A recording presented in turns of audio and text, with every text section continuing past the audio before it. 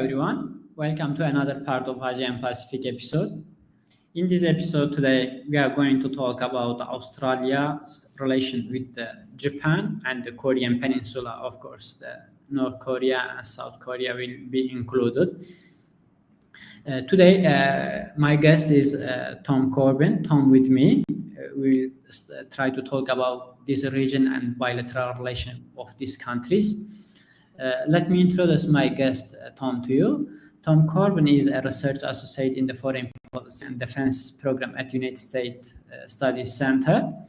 He was previously a resident Lloyd and Leland Wersey Fellow with Pacific Forum in Hawaii, where he focused on Japanese and Korean politics and foreign policy and Australia's engagement with the Northeast Asia region. Tom has published widely on these issues for a range of platforms, including Diplomat, East Asia Forum, and The Strategist. Tom has been a tutor in Australian foreign policy at the University of New South Wales and is a Pacific Forum young leader. Tom holds a BA Honours in Asian Studies and International Relations from the University of New South Wales and undertook an exchange at Kyung-hee University in Seoul, South Korea. Hi, Tom. Thank you for joining me today. Hi, Lokman. It's a pleasure to be here. Thanks so much for inviting me on. Thank you. Thank you very much, Tom. Tom, now I'm going to start with Australia and Japan and with the region. Let me ask my first question, please. What is the significance of Australia and Japan to one another as a strategic partners in Indo-Pacific region? Well, it's a good place to start, Lokman. I think it's fairly safe to say that Australia and Japan have become one another's most critical partners in Asia, with the exception of their relationships with the United States. Former Prime Minister of Australia, Tony Abbott, famously referred to Japan as Australia's best friend in Asia in 2013, I believe it was. And ever since then, that line has more or less carried through from successive administrations in Australia when they think and talk in public about the relationship with Japan. So most recently, we heard Scott Morrison refer to Japan as Australia's closest partner in Asia again, citing the status that the two countries have with each other in terms of their strategic partnership as a special strategic partnership. It hasn't always been this way. So after the end of World War II and for the best part of the 20th century, the bilateral relationship rested largely on the bilateral trade relationship. This is still a critical component of bilateral ties, but the substance of this relationship has really grown in the last 1 or 2 decades, particularly during the period that Shinzo Abe was Prime Minister of Japan. So today, Japan is, I believe, Australia's third largest trade partner, major destination for commodities, particularly energy exports. There's a strong mutual exchange of tourists and other people to ties, etc. But there's also movement in this space to kind of diversify this trade relationship beyond that traditional focus on basically Australia helping Japan solve its energy security dilemma. By providing a relatively steady source of raw materials for Japan to consume. Another way this has evolved is that Japan and Australia have essentially become indispensable partners when it comes to building regional trade architecture. So, of course, after the Donald Trump administration of the United States withdrew from the Trans-Pacific Partnership, it really became the role of Japan and Australia to work together to make sure that agreement finally got over the line, and it did as a result. But it's also important to remember that both Australia and Japan have made a point of being inside the tent, as it were, when it comes to RCEP as well, the other major trade agreement that involves China and the rest of Southeast Asia. Defense and security issues have also come to the fore of the relationship in the last 10 to 20 years. If anything, this has become the focal point for a lot of public debate and official progress, really, for the relationship. Australia's been a pretty vocal supporter of Japan's security, quote-unquote, normalization, particularly the efforts of Prime Minister Abe and his agenda for Japan to assume an agenda of proactive contribution to peace and the reinterpretation of Japan's constitution, specifically Article 9, that was required to do that.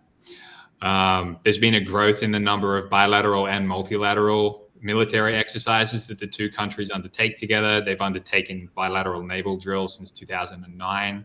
They had their first bilateral air combat exercise in 2019. And they've obviously just signed the Reciprocal Access Agreement, which has been in negotiations for some 8 years now. I mean, we'll get to that in more detail in this conversation, I'm sure, but that's a significant development in its own right. And as I've mentioned a couple of times now, it's really no coincidence that it was arguably during the tenure of Prime Minister Abe that a lot of the major developments in this relationship have taken shape. Abe was pretty quick to recognize and to say so publicly when he first became Prime Minister in the late 2010s, but also when he came back to power in 2012, that Australia was up there with Japan's most important regional partners. And I think you've seen this play out in the attention that Japan has been willing to give to the relationship at a level other than just the bilateral trade relationship, but on a deeper strategic level. And that's been reciprocated by various administrations in Australia, regardless of whether they've been left or right-wing leaning. Tom, now when you're talking about the Australia and Japan relations, what role has the trilateral security dialogue with the United States played in the development of Australia-Japan relations? And what sorts of activities do the three countries conduct together in Indo-Pacific region? Sure, that's another really good question. To summarize, the relationship with the United States has played a really instrumental role. To some extent, the makings of the trilateral relationship or the trilateral strategic dialogue actually preceded the acceleration of the development of the bilateral relationship. So in the mid-2000s, around 2006, there was this happy trifecta, if you want to call it that, of conservative leaders in Washington, in Tokyo, and in Canberra, who all shared the same political outlook, but also started to share the same sort of strategic outlook on the region for slightly different reasons, if you want to go into nuances. But on a fundamental level, I think they all recognized the value of deepening a trilateral relationship between the United States and two of its most capable partners in the region. So you had the first meeting of the trilateral strategic dialogue between the foreign ministers in 2006. And you didn't have the first Australia bilateral 2+2 meeting until a year later. So if that is any illustration of how the trilateral preceded the bilateral, if you will, then I think that's a pretty good example. You also had the issuing of the Joint Declaration of Security Cooperation between Australia and Japan in 2007. And in many ways, that was informed, at least in part, by the discussions around the trilateral that preceded that. So, of course, it was fairly easy for this trilateral, not easy, but it made a lot of sense. It's probably a better way of saying it, for this trilateral to come about. Naturally, the US-Japan alliance and the US-Australia alliance, are pretty fundamental to US position in Asia and have been for some time now. But the main impediment to getting this relationship off the ground was naturally to strengthen the Australia-Japan bilateral as, the quote-unquote weaker leg of that tripod. And to be honest, it hasn't really been until recent years that we've seen the trilateral strategic dialogue begin to deliver practically on its promise. So for some years after the first meeting in 2006, there have been engagements between foreign ministers, defense ministers, quite a few joint statements, a lot of positive rhetoric, but it's not until 2017, 2018 that we've actually seen practical cooperation start to materialize. So, of course, we've got the Trilateral Infrastructure Partnership, which was formally launched in 2018, which is a useful mechanism for advancing cooperation between Australia, Japan, and the US on an issue that's fundamentally a shared interest in building up the infrastructure standards in the region, particularly in Southeast Asia. But to date, I think it's worth pointing out that most of the projects that the three countries have undertaken have been related to building digital infrastructure and digital connectivity in the Pacific Islands. So we've seen a couple of different internet cable laying projects to be quite frank, some of Australia's key partners in the Pacific Islands. And that hasn't gone unnoticed in Canberra, that Tokyo has been a willing partner in that endeavor. But you've also had the Strategic Action Agenda, which was issued in 2019 between the three countries. Essentially, it was intended to enable all three partners in future to, I'm going to quote here directly from the agenda, quote, pool our resources in support of peace, security, and prosperity in the Indo-Pacific region. I mean, originally the intent was for this to sort of span a range of different security issues: maritime security, humanitarian assistance and disaster relief, peacekeeping, counterterrorism, amphibious activities, and so on. But I think you're starting to see this kind of cooperation really coalesce around a high-end deterrence agenda when it comes to pushing back against what all three countries have begun to see as China's questionable behavior in the region, particularly in the South China Sea. You've seen quite a few instances now of Australian, Japanese, and US naval vessels exercising together or transiting the South China Sea together in other waterways in the region as well. But I think there's a particular concern about what is happening in the South China Sea shared between the three countries. Now, the Australia Prime Minister Scott Morrison and the Japanese Prime Minister Kishida recently held a virtual summit, and where they signed a new reciprocal access agreement between their two countries. What do you think is the significance of this agreement, and were there any other notable outcomes from this summit? So, I mean, the first thing to say about the RAA and its significance is that it finally got done. It's been in negotiations now for about 8 years, and it's really been hung up on sort of the legal technicalities, particularly relating to Japan's, maintenance of the death penalty, if you will, in its own domestic legal proceedings, and whether or not this would apply to Australian forces were they to be caught up in anything or commit any crimes while they were on deployment or in Japan. It's still not entirely clear to me whether these problems have been entirely overcome either. In the statement, there was a line, I can't remember the exact wording, but it essentially said that both countries will, make their best efforts to make sure that all the domestic processes that are necessary are in place for this agreement to go forward, even though they've technically agreed to it now and it's in force. It will be in force once it goes through the two parliaments. So once it goes through the two parliaments, it really still needs to get to the working group level on both sides to actually put this into effect. But nevertheless, the fact that we've actually got a signed document now with both leaders' signatures on it is a significant development. And I don't mean to downplay the significance of it.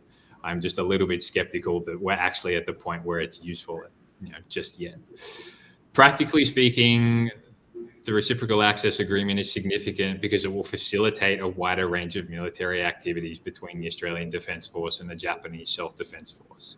So Japan's ambassador to Australia, Yamagami Shingo, has already suggested in tabloids here in Australia that Japan would like to use Australia's rather vast training and exercise areas in our country's north and explore the possibility of a more regular JSDF presence, perhaps, and I'm speculating here, perhaps one day on par with the sort of the annual rotations of the US Marines through Darwin. Not nearly on the same level, and probably not nearly at the same level of sophistication and integration, but it's nevertheless an important step in taking the Japan-Australia defense relationship to a new level.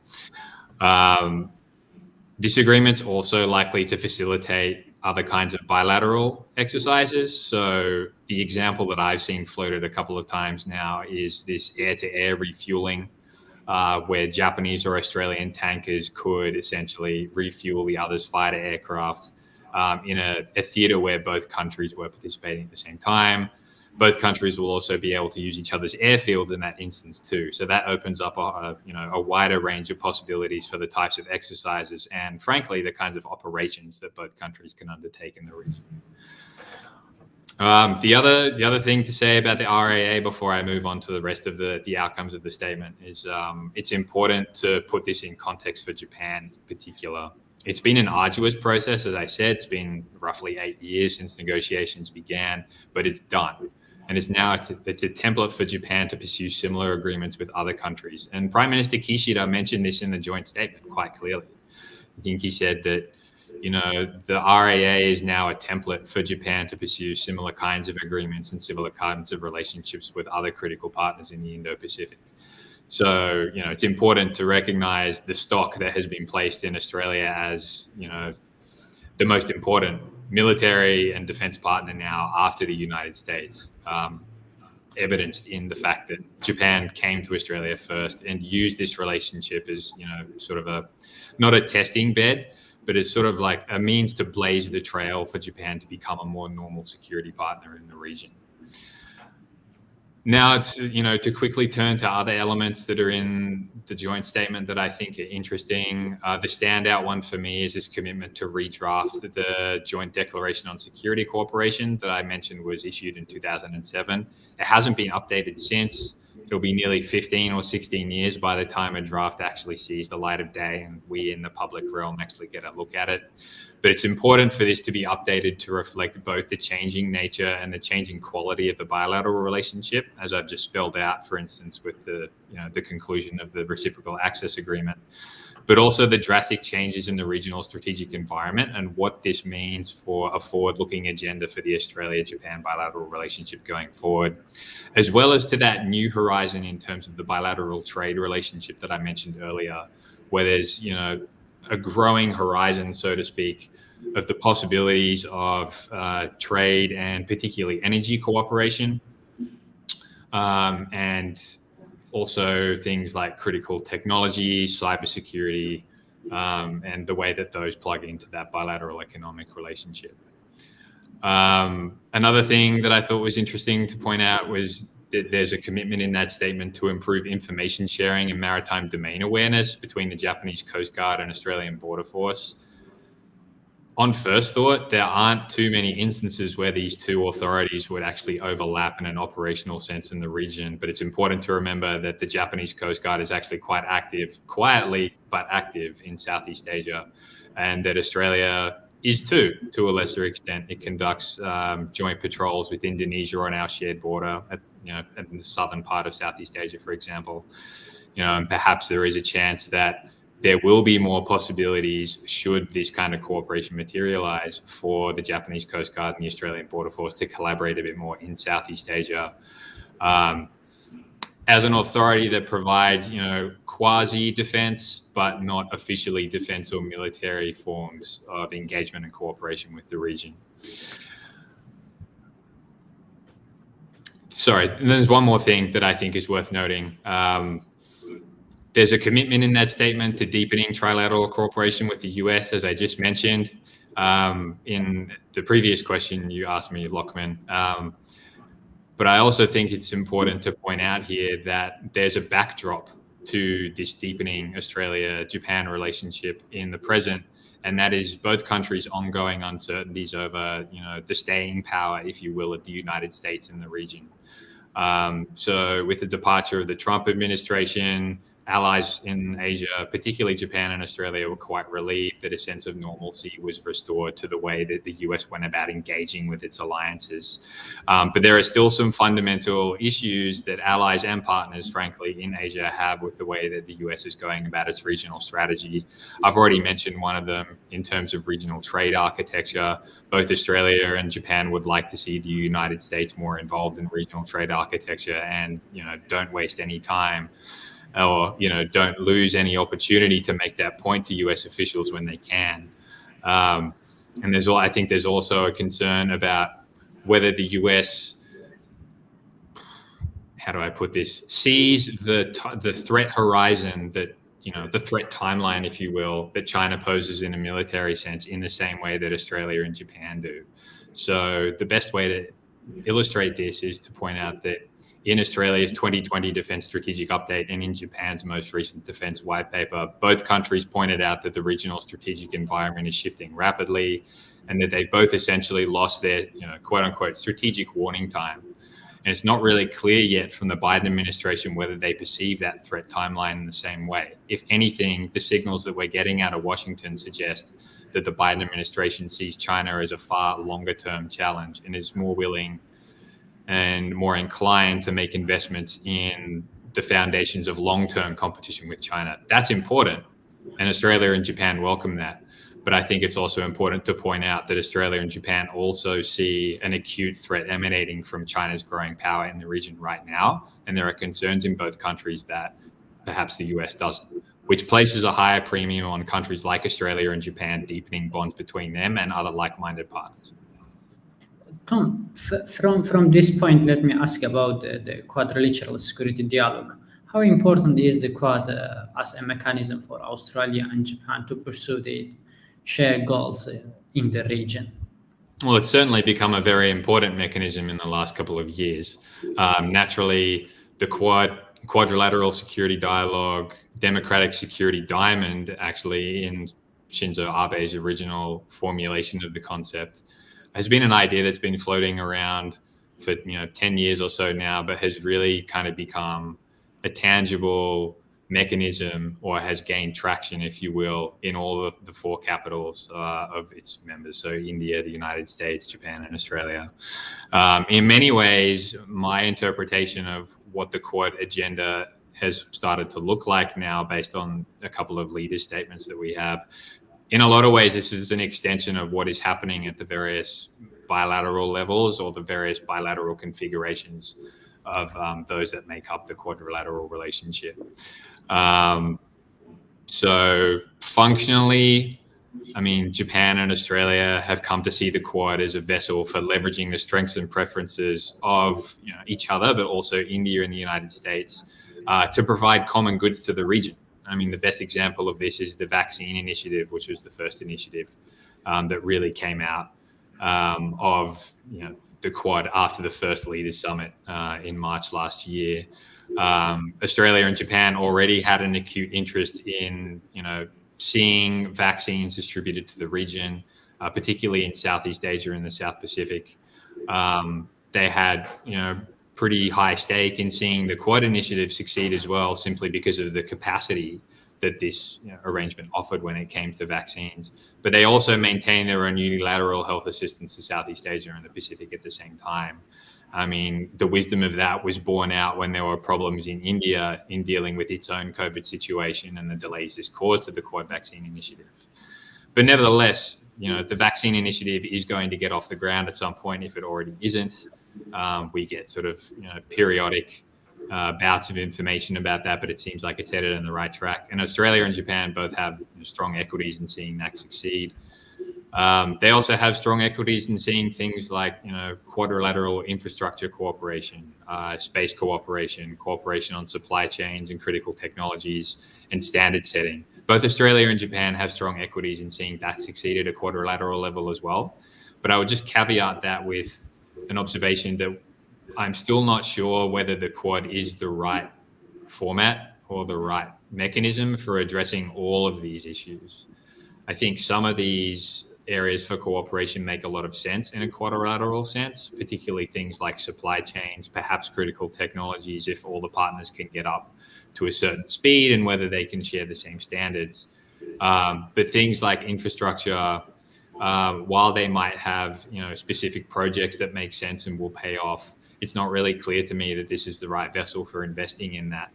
And this leads me to a point about the Quad's potential, latent potential, as a vessel for collective maritime security in the region. I think ever since the Quad was proposed, it's been panned as a putative Asian NATO, or for focusing exclusively on security at the expense of everything else. The development of a more robust and more wide-ranging Quad agenda has kind of put that argument to bed, if you ask me.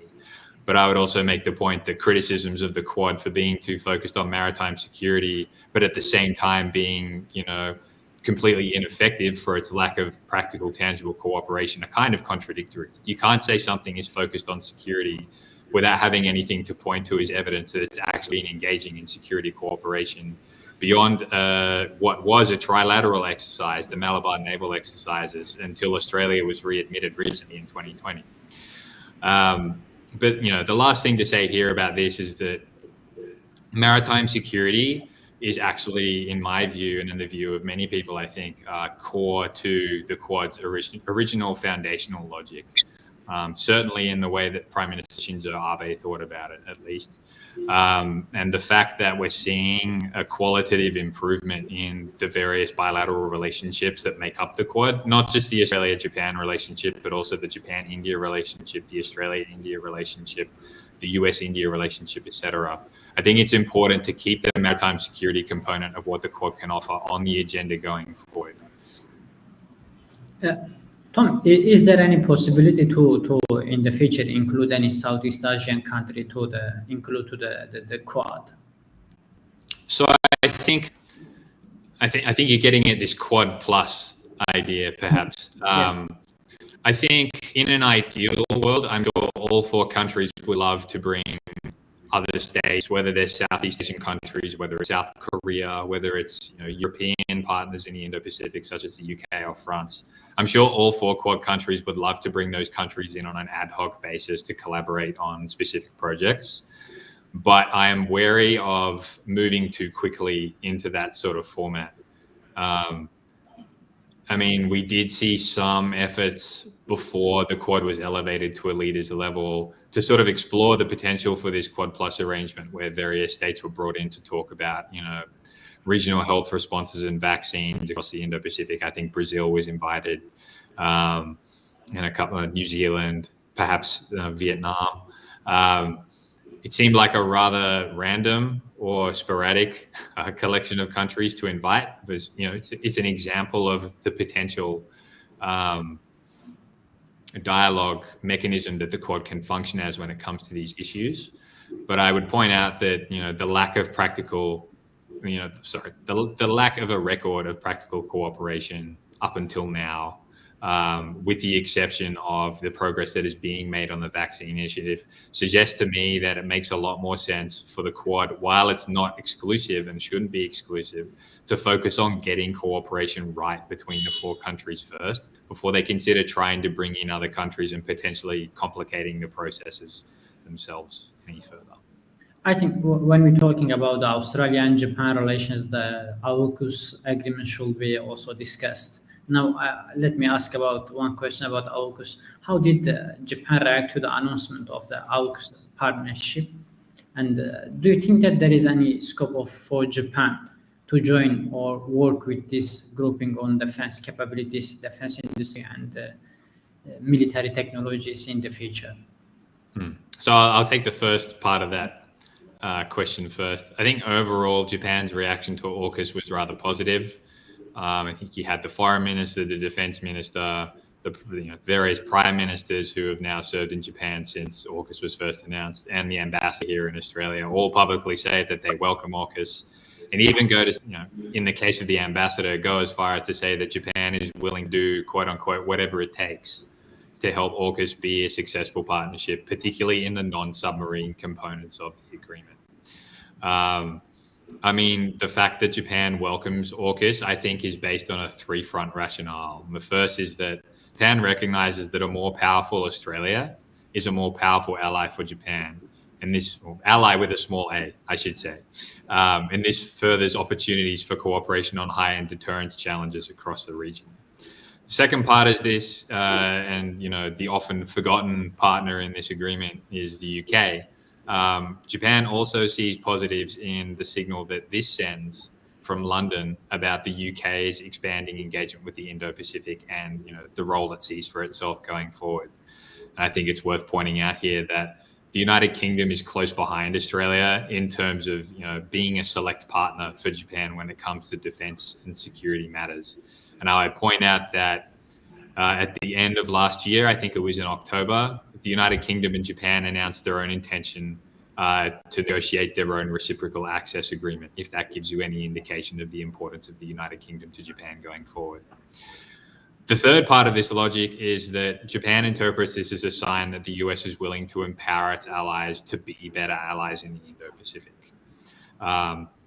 Japan also has some pretty strong equities in this empowerment agenda, if you'd like to call it that. Particularly one that facilitates greater technology sharing between the US and its closest allies in the region. much in the way that AUKUS is intended to do so between Australia, the UK, and the US. Naturally, Japan's specific interests when it comes to technology sharing are a bit different here because they're outside the scope of this agreement, and they're outside of the framework that this agreement is actually intended to get at, the national technological and industrial base. But nevertheless, there have been some clear instances in recent years where Japan has outright scrapped projects such as the Aegis Ashore, or has threatened to delay or scrap other projects like I think it was the Global Hawk drones, on the basis of, the unacceptability of the difficulties in the information sharing agreements that existed behind these agreements with the US. As for Japan's potential involvement in AUKUS, as I mentioned before, the ambassador in Australia has said that Japan wants to ensure that AUKUS is a success, and that Japan is willing to contribute to the non-submarine aspects of the AUKUS agreement on things like, AI, quantum, and cybersecurity. I'm not really convinced yet that it's the right time to try and bring Japan into AUKUS, even if I'm a strong supporter of deepening technology cooperation between Australia and Japan, and between Australia, Japan, and the US, to be frank. But this really goes to a discussion about what AUKUS was intended to deliver, besides the big shiny ticket item of the nuclear-powered submarines for Australia.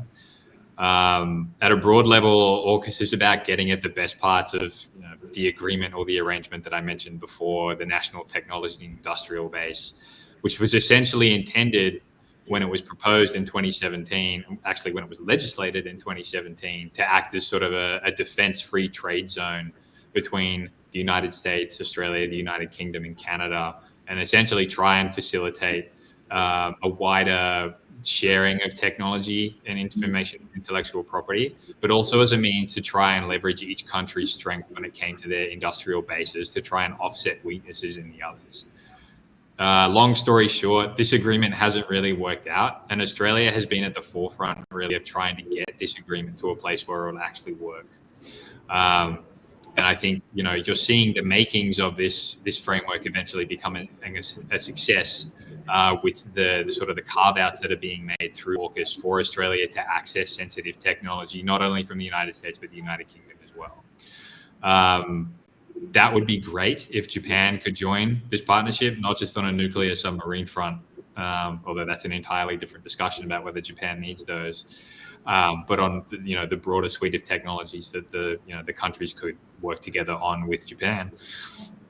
But as I said, I think much in the same way as I said with the Quad, I think AUKUS is still a relatively new arrangement, and that bringing in another partner at this stage who wasn't originally part of the concept behind this new mechanism could in fact complicate processes at a time where we really just need to be working out how they're actually going to deliver what they say they will deliver in the first place. And again, just to say, this isn't to put Australia, Japan, United Kingdom, US cooperation on technology off the table, period. It's more that kind of mechanism isn't really suitable right now for that format of cooperation. From here now, I'm jump to the second part of our conversation, Tom. I will talking about the Australian relation with the Korean Peninsula, and first I will start with the Australian relation with the South Korea. When we compare the Japan-Australia relations, the South Korea-Australia relations has not often received the same level of attention in all kinds of platforms. Where if you think about policymakers, think tankers, or analysts, nor has this relationship seemingly developed at the same pace with as the Australia-Japan relations has. So, what do you think explains the low profile and slow development of Australia-South Korean relations over the past 2 decades? So there are a lot of factors that would suggest to the average observer that these two countries should be closer partners than they really are. I mean, the things that people usually go to, the fact that both South Korea and Australia are treaty allies of the United States. They're both democratic countries. They're both quote unquote middle powers. They're both reasonably prominent, strong economies in the region. But despite all of these, positive factors or, indicative trend lines, whatever you'd like to call them, the relationship really hasn't kind of got to the same level as the Australia-Japan relationship. And that's not a perfect comparison because the quality and the nuance of the Australia-Japan and the Australia-South Korea relationships are actually quite different. And I can talk more about those as we get on with this conversation. But it is still quite puzzling on a basic level why the two countries haven't really taken their relationship to the level that you might expect. I mean, a lot of my thinking on this this puzzle, if you will, owes a lot to people like Jeff Robinson and Peter Lee, who I'm now pleased to call a colleague at the US Study Center. Jeff's work on the sort of the political, social, educational drivers or lack thereof of the bilateral relationship, and Peter's work on the limited bandwidth that middle powers have to work with and basically select other partners in, basically building their portfolio of strategic relationships. So, something to point out here at first would be that, there just isn't sort of an awareness in South Korea about, Australia as a regional strategic partner. I think most of the time when Koreans, and this is generalizing, most of the time when people in Korea think about Australia, they think about natural resources and kangaroos.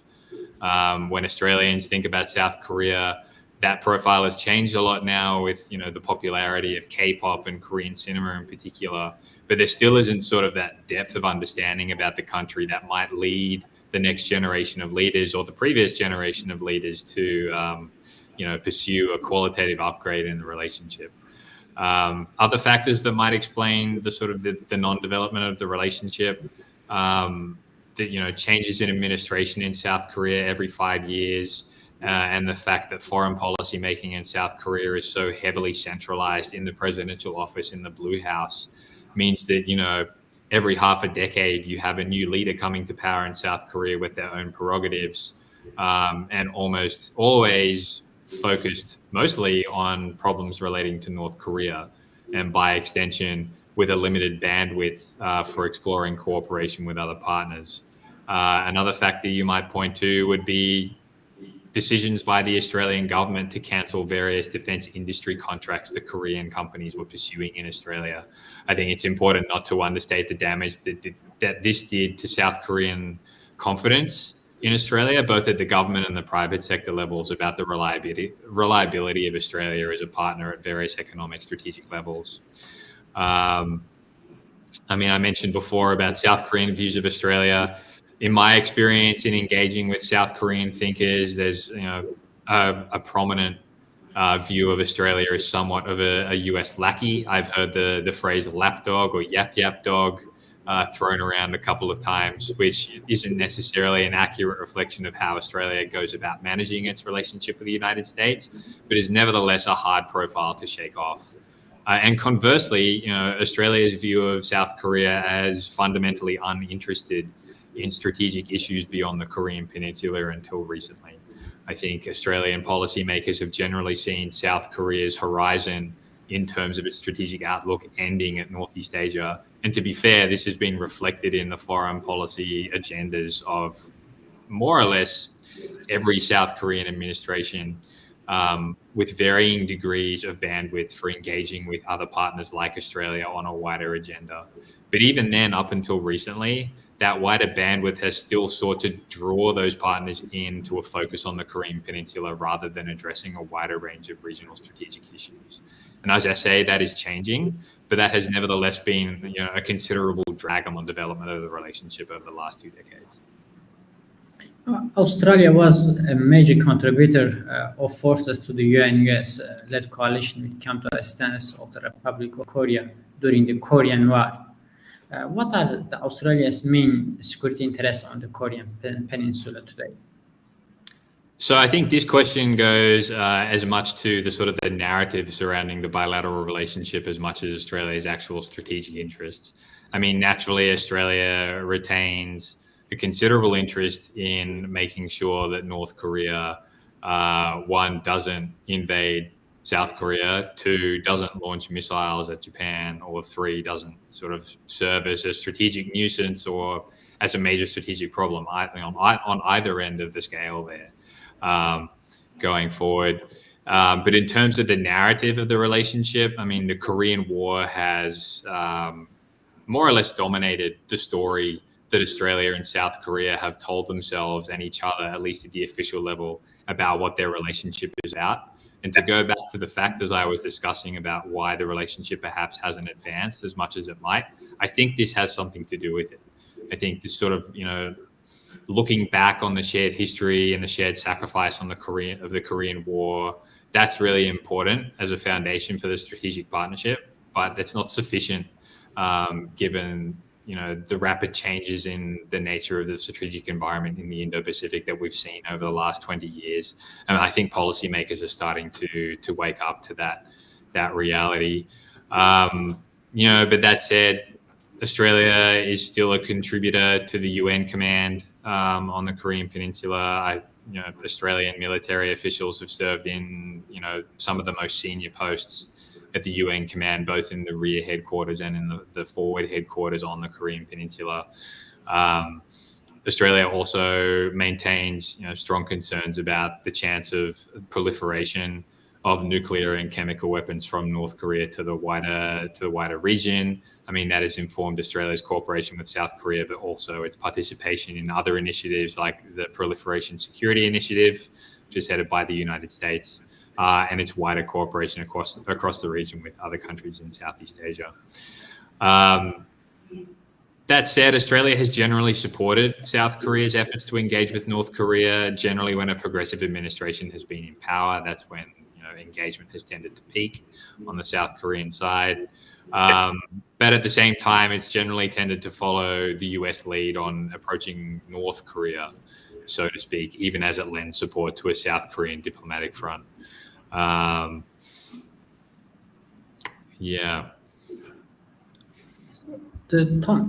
how do Australia and South Korean perspective differ on how to approach China's activities and influence in the Indo-Pacific region?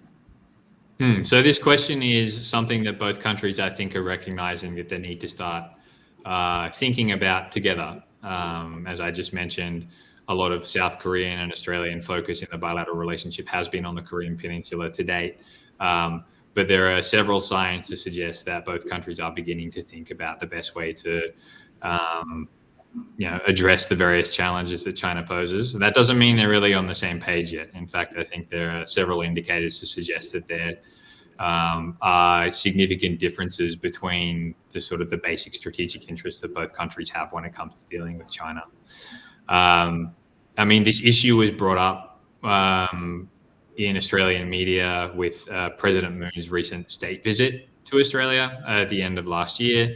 A lot of the commentary here in Australia seemed to imply or take from his visit or take from his words the implication that South Korea was, perhaps getting on board with the likes of Australia, the United States, and Japan when it came to a harder facade to dealing with China and pushing back against China's behavior in Southeast Asia, in Northeast Asia, and across the wider Indo-Pacific. But if you read the South Korean commentary, for example, it was quite the opposite. The commentary there focused on the symbolism of the celebration of the 60th anniversary of the Australia-South Korea bilateral diplomatic relationship and the significant economic and technology agreements that came out of the summit, rather than any sort of strategic significance. And the Australian commentary on this came even after Moon Jae-in said in no uncertain terms that his visit didn't have anything to do with China. It was about building a stronger relationship with Australia and cooperating on a range of challenges in the region, not limited to security or strategic issues, things like, climate change, energy security, things like that. Those are tied up in the China challenge, but they aren't exclusive to thinking about China, if you will.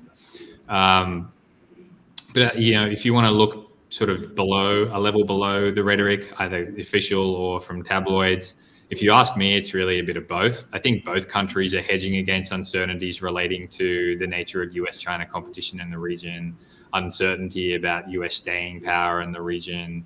I think South Korea also recognizes that there are going to be significant limitations in its relationship with Japan going forward, and it needs to explore options for deepening relationships with a range of other partners in the region. I mean, this is a major thrust behind South Korea's New Southern policy, which doesn't include Australia, but hopefully will, as various updates to that policy are sort of issued in the coming years. Compared to Australia, South Korea hasn't really staked out a clear position when it comes to condemning China's various behaviors. I think there are growing signals on both sides of politics in South Korea that they might be willing to take a firmer public stance on things like China's human rights abuses, and also, China's maritime activities on the shared border between China and South Korea, in the seas that separate them. But fundamentally, up until this point, there's quite a difference in the tenor of Australia's position when it comes to China as a strategic challenge, and South Korea's tenor when it comes to China as a strategic challenge. And that's quite understandable, given that I think South Korean administrations on both sides, particularly on the progressive side, but I think also on the conservative side, though much more quietly, recognize that a good relationship with China is essential to not only managing North Korea, but to any prospects of making progress on the nuclear issue, but also, just the fundamental quality of the relationship between the two Koreas going forward. Australia and Korea recently upgraded their relationship to a comprehensive strategic partnership, and President Moon made a first state visit by a South Korean leader to Australia in 7 years last December. What do these developments tell us about each country's interest in other as a strategic partner in Indo-Pacific?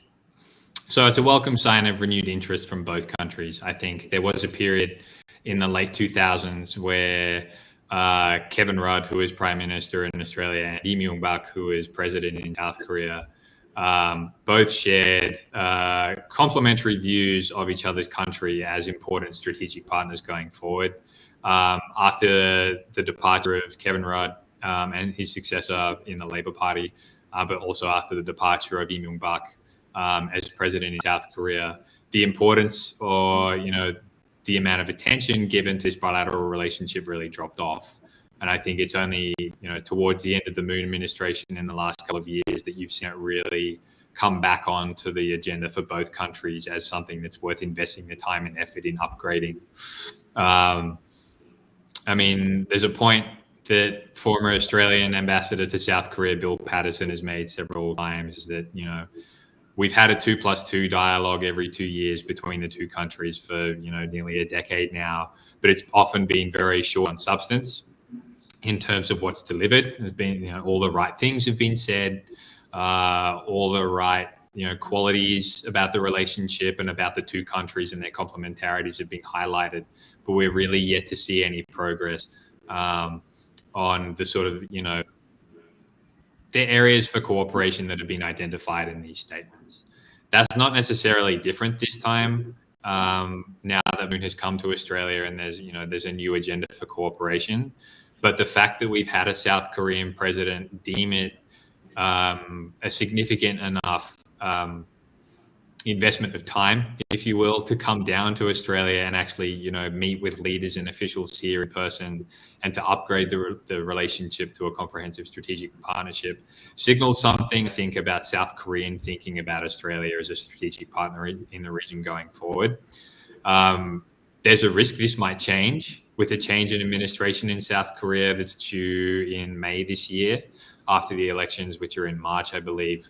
But I think commentators and thinkers here in Australia are hoping that, this renewed interest in Australia from South Korea will carry over to a new administration. As for the areas that have been singled out in the updated agenda for cooperation that the two leaders spelled out, they kind of divided it into 3 pillars: strategic and security, economic innovation and technology, and people to exchanges. These are all kind of going on already in various forms, though not to the extent that I think thinkers on either side would generally have liked. But there's nevertheless sort of an agenda laid bare, and I'll go into some more of the specifics in just a minute, that maps out specific areas within those broad tents where cooperation is going to make the most sense. So in the defense space, I think the most significant or the most obvious achievement of the summit was the official signing of a contract between South Korean major defense firm Hanwha and the Australian Defence Force for the provision of a $1 billion contract for howitzers, or basically field cannons, from South Korean company to Australia. This is highly significant for South Korea in terms of its defence export portfolio. Australia is the first Five Eyes country that South Korea has been able to sell a major weapons platform to. And there's a great deal of symbolism and significance in that. But sort of going forward, the potential that lies here for Hanwha to become a major presence in the Australian defence industrial landscape, and the opportunities that is going to provide for building up Australia's sovereign defence industrial capability and deepening the South Korea-Australia relationship on things like defence technology and defence science, could be quite significant. Hanwha is building a purpose-built facility, or a purpose facility in Victoria, one of Australia's southern states, to build the howitzers, and it hopes to also build the infantry fighting vehicles, which is another tender which it's also bidding for with the Australian government. In my view, though, I think land capabilities and cooperation on land capabilities are, a good starting point and a good entry into a wider discussion about this sort of cooperation. But really, where the two countries should be focusing their defence industrial and defence science cooperation is in the maritime space and in the airspace. If I was, an Australian official, I would be looking at South Korea's significant investments in things like artificial intelligence, for example, and how this is being applied to unmanned systems, particularly in the underwater space, but also in the airborne space.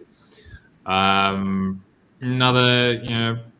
thing that I thought stood out, much like the Japan statement actually, was some commitments to deepening Coast Guard cooperation, information sharing, maritime domain awareness between the two Coast Guards. To me, this makes less sense than the Japan example, simply because it doesn't seem to me that the South Korean Coast Guard is all that active in Southeast Asia. I'd be happy to be proved wrong, but my sense is that South Korean Coast Guard or South Korean law enforcement is mainly focused on issues around the Korean Peninsula. So exactly what kind of bilateral cooperation might look like is a little bit unclear to me. There were also commitments in that statement to working more closely on coordination of vaccine access and delivery for the region, closer coordination between DFAT and a counterpart institution in South Korea, on infrastructure delivery in Southeast Asia. That includes, co-hosting a forum in Australia, I think next year or later this year, on maritime connectivity specifically. There's also an MOU on digital cooperation, specifically relating to Southeast Asia. So I think things like this are important examples of where Australia and South Korea might be looking to cooperate in the region more broadly, and not just in the Korean Peninsula. And in that sense, I think it's important to point out, just as a last thing, that the forms of cooperation that might materialize between Australia and South Korea in the region are unlikely to be focused on defense and security. I think there have been some qualitative upgrades in the relationship in terms of the bilateral defense relationship, to be sure. But I'm not really convinced that this is going to play out in a regional sense. And I'm not really convinced that this is the relationship to be delivering those kinds of goods to the region either. I think South Korea and Australia are much better off focusing on areas of mutual interest like infrastructure and digital connectivity, where they both share, a greater strategic consensus about the need for these things in Southeast Asia, rather than trying to, make the puzzle pieces fit when it comes to strategic and security issues that might not necessarily fit in the way that we think they should.